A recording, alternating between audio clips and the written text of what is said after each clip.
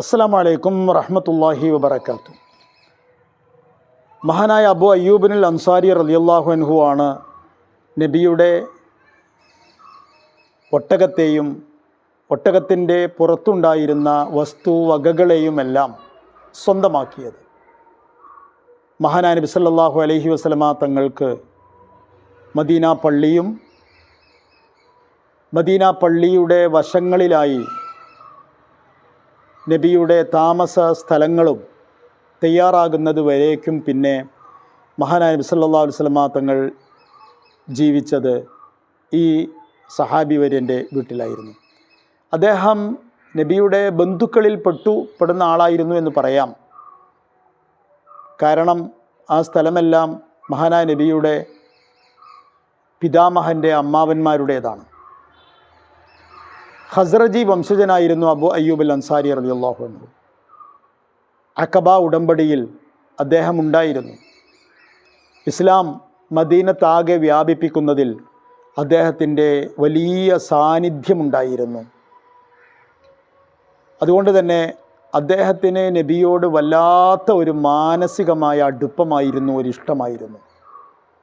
അതുകൊണ്ട് തന്നെ അദ്ദേഹം നേരത്തെ തീരുമാനിച്ചാണ് എങ്ങനെയെങ്കിലും നബിയുടെ സാന്നിധ്യം എൻ്റെ വീടിന് ലഭിക്കണമെന്നത്. അത് ലഭിക്കുകയും ചെയ്തു.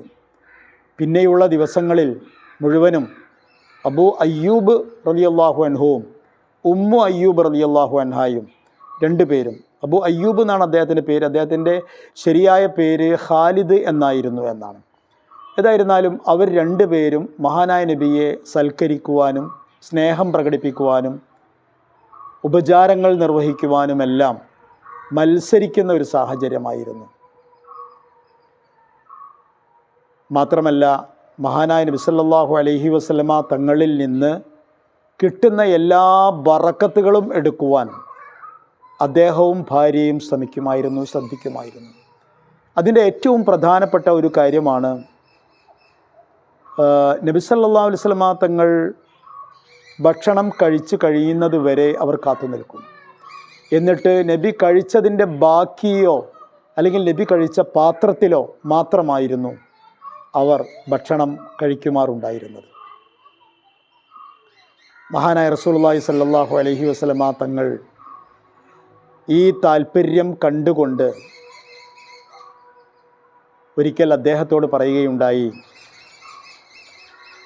ലാ യുസീബന്നക സൂഉ യാ അബാ അയ്യൂബ്, അബൂ അയ്യൂബ്, താങ്കൾക്ക് ഒരു പ്രയാസവും വരാതിരിക്കട്ടെ എന്ന് പറയുകയുണ്ടായി.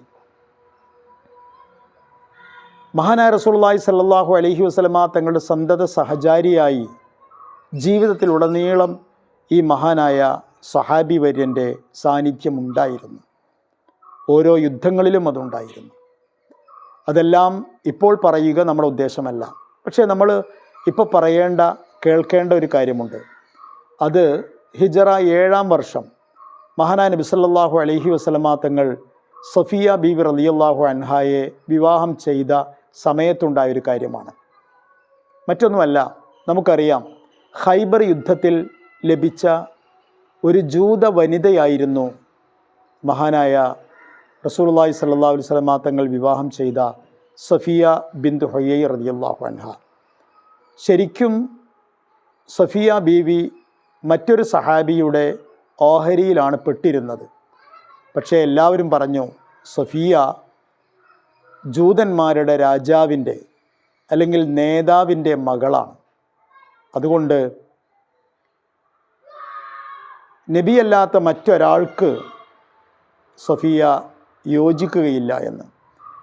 അതോടുകൂടെ മഹാനായ നബി സല്ലല്ലാഹു അലൈഹി വസല്ലമ തങ്ങൾ സഫിയ ബീവിയെ സ്വന്തമാക്കി അവരെ എഴുത്തുക്ക് ചൊല്ലി അവർക്ക് മഹർ നൽകി. ആ എഴുത്തുക്ക് തന്നെയായിരുന്നു മഹർ എന്ന അഭിപ്രായമുണ്ട്. അവരെ വിവാഹം ചെയ്യുകയും ചെയ്തു.